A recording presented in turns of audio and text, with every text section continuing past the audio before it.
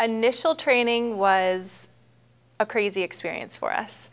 We decided to buy our Weedman franchise a month before going to Weedman training. And there was so much information that we took in that first time to Canada. It was just overwhelming, exhilarating, every emotion at the same time. But as soon as we got in the car back home, Mark and I looked at each other and said, we made the right decision.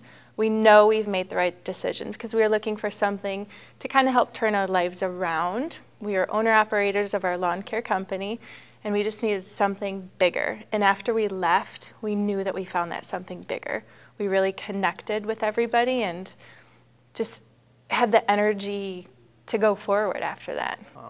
Training, getting involved with Weedman, I think we understood the agronomics or the turf side of it, but Weedman was so much more than that, as we learned when we went to training in Toronto. It's the systems that we learned on how to get customers. How do you get that number one customer, that first customer where you hang that first dollar bill up on the wall, all the way to where you are now where you have truckfuls of customers.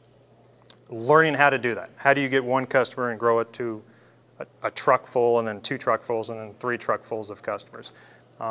Training was not what we expected. It was long days, but long days filled with a lot of information. At the end of the day, you get back to the hotel, you're kind of mind boggled with it all.